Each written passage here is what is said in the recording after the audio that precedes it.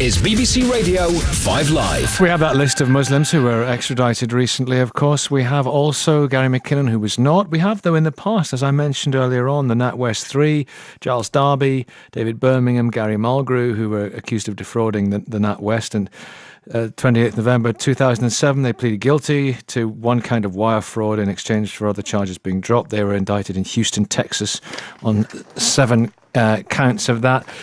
We also have Christopher Tappin, retired businessman, extradited to the US on charges of selling weapon parts to Iran. And he faces trial shortly. Let's speak to Mohammed Shafiq from the Ramadan Foundation. Mohammed, good morning. Good morning, Nicky. Hi there. We asked the question this morning on your call about this, a very simple question. Did Gary McKinnon's race help keep him in the country? We've also got David Davis, I'm delighted to say, Tory MP. Good morning. Good morning. Former Shadow Home Secretary. Mohammed Shafiq, why do you think this is blatant racism? Well, let's be very clear. We've got Talha Hassan, who suffers from Asperger syndrome, same as Gary McKinnon. And clearly, he was also suicidal, according to members of his family. And there's a real fear that if he was extradited to the United States, that his health would suffer, his human rights would suffer. The same thing with Gary McKinnon. And, let me be very clear, Nicky. I'm not saying that Gary McKinnon should be sent. I'm very happy for him, his family, and Janice, his mother. But we believe that, there's a double standard. When you're Muslim, you're black or Asian, you get extradited to the United States. But if you're white and suffer from a medical condition, like Gary does, then you will be kept here. And the irony of the Home Secretary, Theresa May, using the Human Rights Act, which she's been vilifying for the past few years, the Tories have been vilifying for the last few years, is breathtaking. That she used the same legislation that she thinks is impeding Britain's progress to argue that Gary McKinnon should not be sent. David Davis, former Shadow Home Secretary, does he have a point? No, I don't think he does, in truth. Mohammed will know, as many of your listeners won't, that one of the other campaigns, other than Gary McKinnon's, that I run was on behalf of Binyam Mohammed and on Ranjib Ahmed and a number of other Muslims who we think were tortured with the complicity of the British government. So I don't think I have to make an argument on myself. Let's come back to the government, however. Did it alter their decision that he was white rather than Muslim? I don't think so at all. First thing to say is we understand, we don't have hard evidence, we understand it's an incredibly close decision.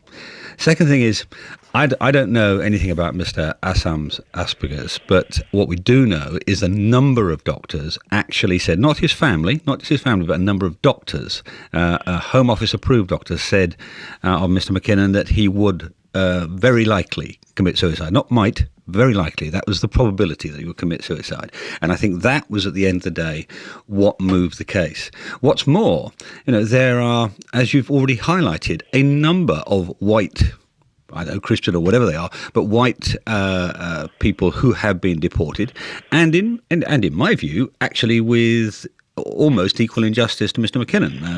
The Tapping case is one case in point. So I don't think there's any case here at all. I'm really rather surprised at Mohammed taking this line. I think, truthfully, this was a humanitarian case. It was, incidentally, by the way, I wanted to correct something, Nicky, that you said earlier. You said, this is very serious and lots of costs. So it is alleged. Actually, what did he do? What did McKinnon do? This was not a terrorist offence or some very, very serious offence. What he did was he went hunting around and he got into the Pentagon computer. How did he do that? He typed the word password into the password access point. What I want to see is the case for negligence being brought against the US officer who set that software system up. The $750,000 they claim they spent on this probably was spent fixing the system that McKinnon exposed. So yeah. I don't think... I was seeking to reflect what Julian Knowles QC had told us earlier on. I know. Yeah. And indeed what Alan Johnson, the previous Home Secretary, said earlier. I'm not picking a fight with you. I'm just saying, let's be clear about the nature of the offence. defence. And it just seems to me, it's rather sad. I mean, this should be a day for celebration on 2 counts, and Mohammed should join us on at least one of them. But he is. He did say that, to be fair to him. I think, the celebration on 2 counts. One, that Gary is, not his life is not going to be put at risk. But second, by a bad system. But secondly, that something's going to be done about that system, that we're going to have this so-called forum test. And that will help everybody. Mohammed Shafiq, you've heard what David Davis has said with his usual characteristic clarity. But there's another point as well, which I think he touched on too, that Mr. McKinnon was accused of, looking for a conspiracy about UFOs, whereas Mr. Talha Hassan was accused of running a website encouraging young Muslims in the West to support Mujahideen causes in Afghanistan, Chechnya and Bosnia.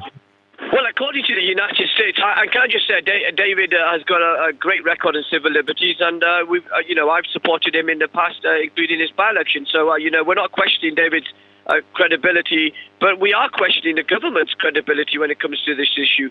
Why could it not announce the forum proposals to consider whether somebody could be charged in this country 2 weeks ago when the 5 was sent? I don't have an issue about the 3, Abu Hamza and others who've been extradited, who've been accused of serious terrorist activities in the United States. But Babar Ahmed and Talha Hassan could have been put on trial here in the UK, and they were willing to be put on trial.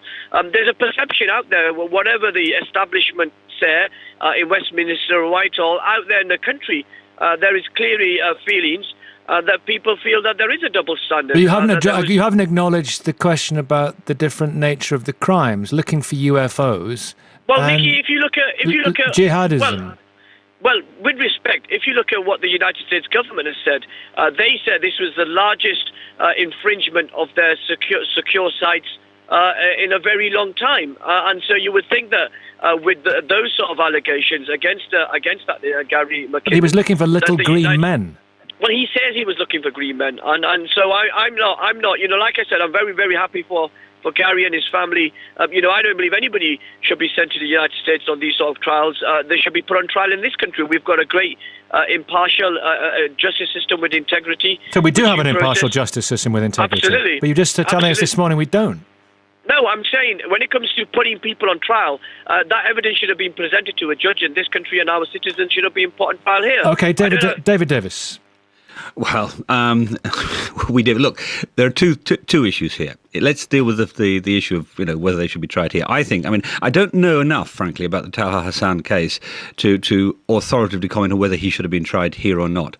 I think Babar Ahmed should have been tried here probably a long time ago. David, Talha is accused exactly of the same crime. Yeah, all right. Well, then maybe he should have been tried here too.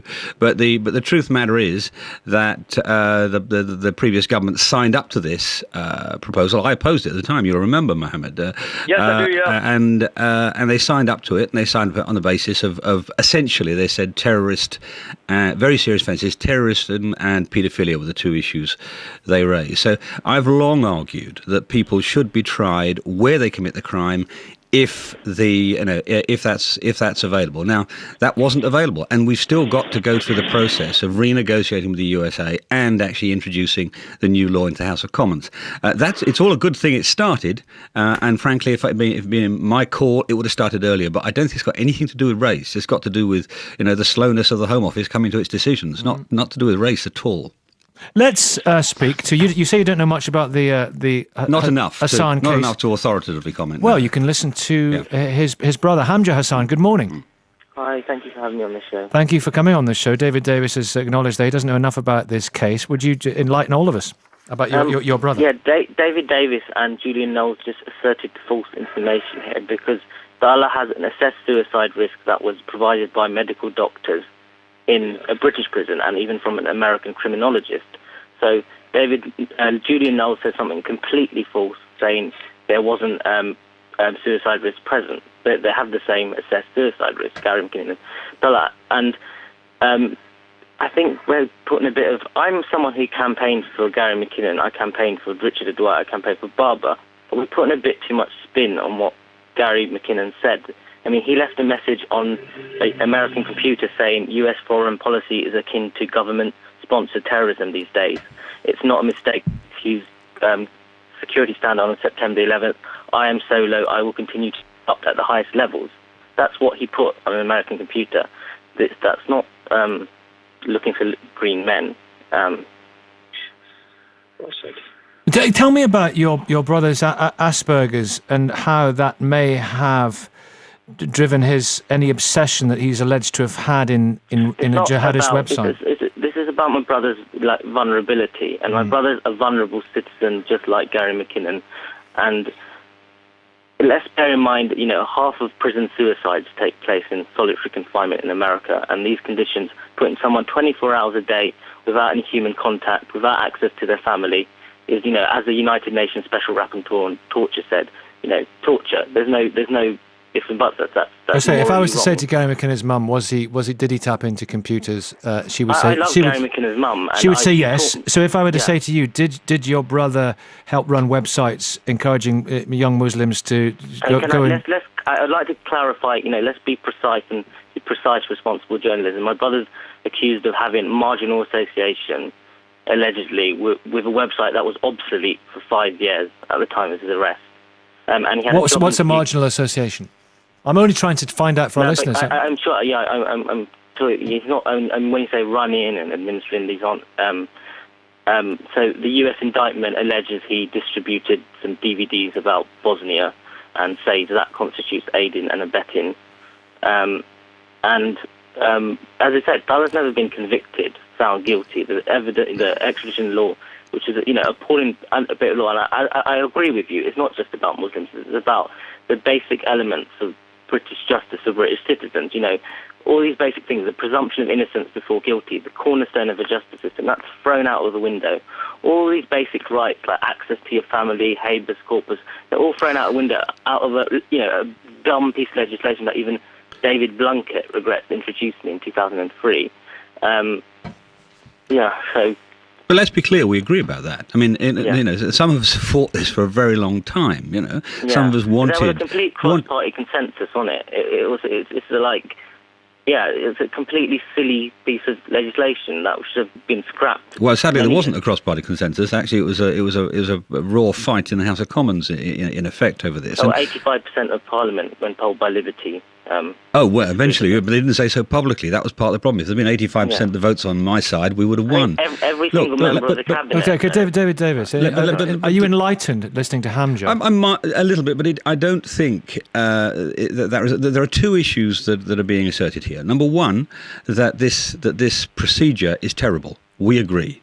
Number two, that the reason Gary was stopped and Talha Hassan was not stopped from going abroad is race. We don't agree. I mean, that seems to me to be nonsense. We absolutely agree that this is a bad system, that actually it would be much better if some of these people, not all of them, some of these people had been tried in Britain long ago when the case was fresh and so on. I'm very glad we could agree on that.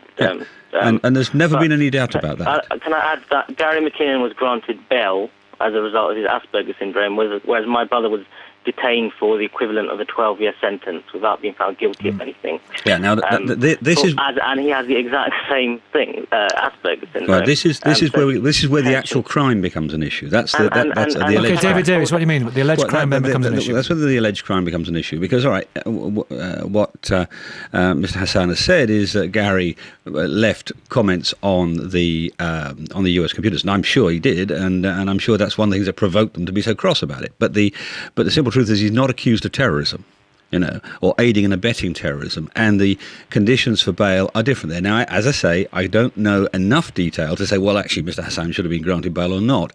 But with a very different crime, you have very different levels of if he had just been handing out DVDs to encourage people to go and fight for the cause which he believes in Bosnia, is that worthy of extradition and time in a supermax jail and solitary confinement? Do you feel? Well, I don't, you see, again, I said if. No. Well, two things. I mean, firstly, yeah, there's an if, and if they are inciting people to murder, which is what that amounts to, then it deserves a suitable punishment.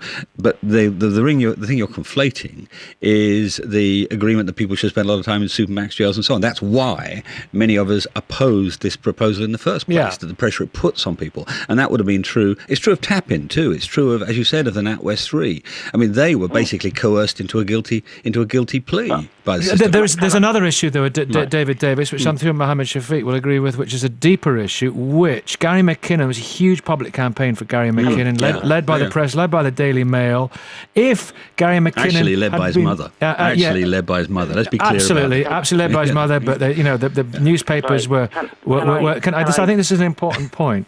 And there was this campaign. His mother has been incredible in that campaign. If he had been, Ahmed McKinnon, would there have been the public sympathy? This is the racism in our society. Would the newspapers have been behind it? Let me give you. I started off by reminding your audience, your listeners, of some other campaigns I run, and one of them related to Binyam Mohammed.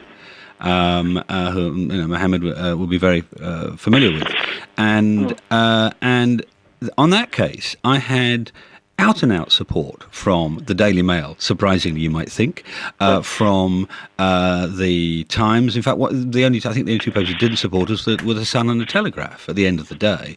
So, our society is able to be just about these things. I'm going to let you come in a minute. But Hamza, and I will come back to you, and I give you that solemn promise. But I want to take some calls. We're going to come back, and we've got calls coming up. Michelle has the travel news. Then to the calls. I do, yes. An update in Berkshire on the M4 London bound between Junction 6 at Slough and Junction 5 at Langley. There was one lane closed because of an accident for 3 hours until 9 o'clock this morning. It has now reopened, but left heavy congestion back to Reading at Junction 11, and those delays were over 2 hours, but obviously they'll start to get better now. The M62 eastbound between 10 at Croft and 11 at Birchwood. A broken down vehicle is partially blocking the road and causing congestion back to Junction 7, adding about an hour and 20 minutes onto your journey. The M60 clockwise between 17 at Prestwich and 18 at Simister Island. An accident is blocking 2 lanes and causing very slow traffic. The southbound M40 between High Wycombe and Loudwater, that's junctions 4 and 3. Because of an accident, 1 lane is closed on that stretch, causing very slow traffic. The M3 northbound, very slow between junction 14 for the M27 to junction 11 at Winchester South. That's due to an earlier accident. The M27 itself westbound, not too bad now on approach to junction 4 for the M3, but still very slow from 11 at Fareham down to 7 at Hedge End. And Chichester, the A27 eastbound at Fishbourne roundabout, because of an earlier broken down vehicle, very slow traffic, delays in fact of about half an hour. Michelle Dignan, 5 Live Travel. Formula One. The Korean Grand Prix. Download 5 Live's Checkered Flag podcast for post-race interviews, analysis and reaction. Round the final corner, there is the checkered flag, and Sebastian Vettel wins in Korea. It's a 3rd race victory in a row. Singapore, Japan, Korea, and he's into the championship lead with 4 races to go. Yeah! Go to bbc.co.uk/5live and click on podcasts. This is 5 Live Breakfast. Your call. Let's get a measure of what people are saying. Keep your comment. Lots of calls, and we've got some really good people talking about this with David Davis, Mohammed Shafiq and Hamza Hassan. So apologies not to come to a call sooner. So make your point as pithy as you can. Iqbal, Manchester, Peter in Guildford, John in London, Adnan in London. Adnan, what do you say? Yeah, good morning, Nicky. Morning. I was listening yesterday to the news when the government or they decided not to send Mr. McKenna. I'm, by the way, happy for him not to be sent to the United States. Mind you, Mr. Davis now just mentioned very important things said about that, the crime. Come on, the crime. Mr. McKenna stopped computers in the United States, very sensitive computers in the United States for 24 hours. But that's not my point. My point yesterday, as a British Muslim, I felt yesterday alienated by my own government. I'm a British Muslim. For the first time in my existence in this country, I felt so alienated. I felt I do not belong here. That's what the government is telling me. You're a Muslim. If you commit any stupid thing, not a crime, any stupid thing, you'll be taken to court and thrown into prison. Yesterday, that made it absolutely clear for me. So this is what a lot of you feel. You feel like a second-class. Iqbal, do you? Iqbal in Manchester. Did you feel the same way as Adnan? Nikki, how are you doing? You okay? Yeah, how are you? Right, I'm fine, tip-top. Right, I just want to say that, carrying on from Adnan's point about doing any stupid thing, that's the point, isn't it? If you do a stupid thing, then you're deserving of some of the consequences that come from that. For example, now I'm a practicing Muslim. I, as a Muslim, I have a noticeably large beard. I get strange looks all the time. Point is, I go about my daily business in this country. I work. I'm an IT consultant, and I'm doing quite well.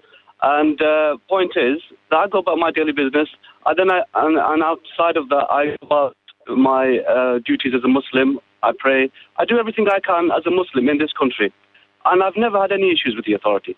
I've never had any issues when these people talk about airports. Wait till you have an issue, and then you will know what I'm talking about. Yeah, hold on. Yeah, just a second. Let me make my point. And I've never had an issue. And now the other thing is, if now these people were in some other country, like Saudi Arabia or in Pakistan, you wouldn't even be having this conversation. The other thing is, I know personally of a story. It's now coming up to, we're in the actual month of Dhul Hijjah, so the Muslims are going to make Hajj. Point is, I know of a personal story of some guys that I know who were over making Hajj in Saudi Arabia, and they were in a large group, and they went to the restaurant together, and two of them were picked up by the police and thrown in jail overnight because of some suspicion they were with some sort of a group. And it turns out one of them was a student at the University of Medina, and the other guy was from Hajj from the UK. And the point is, there's no. Come on, the 90 days stopping you in prison without a trial, without even saying what is your crime. That was exactly meant for you and me as a Muslim people. They did not do it to anyone else. Yeah, but hold on. Look, I read. I don't know about Assam or whatever his name is, but I know about. I read about Babar Ahmed and some of the allegations that were against him. And to be honest, I was one of the signatories on the petition for him not to be extradited to the US. But when I read some of the allegations, then in my heart, I was not convinced that this person was entirely innocent. He must have done something in order for the US to be after him. There's no smoke without a fire. That guy, Abu Hamza, to be honest, I've got no sympathy for that guy. Some of the things that guy said, I don't wish anybody to go. He was a blight on Muslim communities in this country, wasn't he? Exactly. Some of the things he said were absolutely atrocious. And I'm not surprised he's in the mess that he's in at the moment. Let's speak to Peter in Guildford. And you made the points very well. I want to hear from people, but Iqbal, you've made your points very clearly and eloquently. Peter, what do you say in Guildford? Hi. Well, I've got her point as well. Peter, go on. Are you there? Hi there. Yeah, go on. Yeah, can you hear me? Yeah, we can. I've listened to the points from the other callers, and I think there's a number of very valid points there, but I do still feel that Gary McKinnon would have been extradited if he was, as you said, Ahmed McKinnon. I do believe that, and I think that's a very unfortunate situation. And George Galloway made the point earlier that this is a perception that the Muslims will now have of the judicial process in this country, that it has a bias towards and against people of the Islamic faith. And I have to say, I don't blame him for feeling that. Talal Arsan has Asperger's syndrome. He's now going to be put in solitary confinement in a supermax prison in America. And the doctors in this country did say that he had a suicide risk. And we've sort of lost our sovereignty here by giving up our rights, and I think that's a point that David Davis agreed with. Okay, it's interesting that he did. Hamza Hassan, I'll come to you in 1 second. Let's hear from John now in London. John, good morning. Good morning, Nicky. Quick point, sir. Refreshing to hear your caller from Manchester, actually. I agree with David Davis, and I think that this guy, it wouldn't matter whether he was Muslim, Mormon, Christian, born-again Christian, or the monster raving loony party. I think the fact is he wasn't preaching. He was an anorak with too much time on his hands and being mischievous. I don't think he had any terrorism or intent of terrorism, and he certainly wasn't preaching hatred and destruction of the country. And I think it's a bit rich for anyone that preaches hatred for the system and then wants the system to defend it. And I think that Galloway is being divisive, and I think Theresa May has been very clever because it's game, set and match.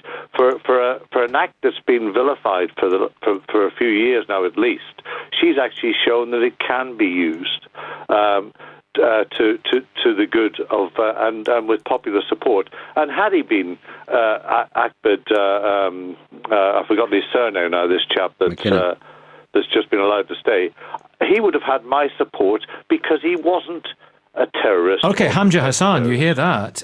He was just. I promised to come back to you, Hamza. Okay. I'm wary of that. An anorak with no malign intent.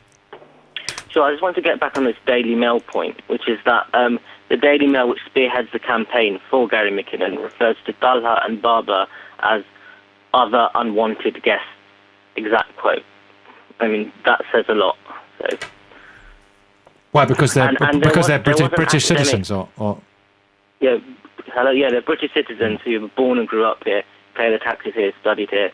They're referred to as other unwanted guests in the Daily Mail. In the same newspaper which campaigns for British justice for British citizens seems to have the idea of who's less British and the Daily Mail who's less worthy of equal representation.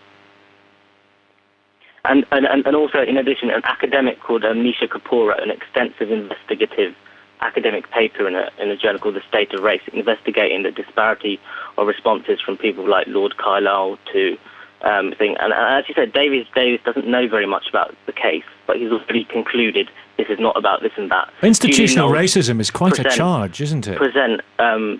I've toured the country up and down. I've been to every single major city in Scotland, Wales, England, and the audience conclusions seem to draw that. That's not something I'd tell them, that's what they seem to conclude. Not only that, Gary Mulgrew, who you just mentioned, of the NatWest 3, who's my friend, because I'm friends with all the extradited, he himself said, if it breaks my heart to say this, but if your brother, was a white guy, this wouldn't actually happen. Is it to do with race, or is it to do with race or religion? What if he'd been a convert?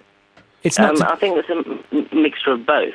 Right. And we can look at the American prison system and how many, I think more black people are in the American prison system than under apartheid South Africa, and same with Latinos. There was a Latino American citizen called Jose Partilla, and they completely stripped him of his constitutional rights. Okay, David Davis, last comment in this half hour. Yeah. You can see it from Hamza's point of view, from Adnan there, who called us as well. Can't you see it? You can see it from the point of view of how the perception is, and you might well feel that way if you were a British Muslim. I'm very familiar, Nicky, with the perception of British Muslims of a number of aspects of counter-terrorism law. Indeed, I actually think I've said before that the principal victims of terrorism, of so-called Islamic terrorism, I don't consider it Islamic at all, but so-called Islamic terrorism, are actually Muslim citizens, because the laws feel to them like they're focused against them. 90 days. I mean, I defeated 90 days, and 42 days was my by-election. These are issues, actually, which, of course, do make people feel oppressed. But bear in mind, I mean, the cases of the NatWest 3 that has just been mentioned, that Mr. Hassan just mentioned, the case of Mr. Tapin, and other cases, not Muslims, not Asians, are ones which were lost, as it were, from the point of view of the campaigners, and they were taken to America and they went through the system. The other side of the coin, I mean, this sort of attack on the Daily Mail, I mean, I don't hold any brief for any newspaper, but they're the ones who actually ran the campaign on Stephen Lawrence hugely successfully. And as I said, they supported my campaign on torture, which involved virtually everybody involved in it was an Asian Muslim of one sort or another, the person who'd suffered, the victims, that is, not the perpetrators. So I just think that I can understand why people feel the way they do, but what I think you shouldn't do is leap to the conclusion that this is aimed against your race. This is a bad piece of law. Understand this, a bad piece of law. Somebody said, one of your commentators said, this is, it is undermining our sovereignty, it's undermining our justice. We should fix it for everybody. Not for one race or another, or not for one religion or another, not for one community or another, but for every British citizen. We need to fix this law. David Davis, thank you very much indeed. Thank you, Mohammed Shafiq, and also Hamza Hassan.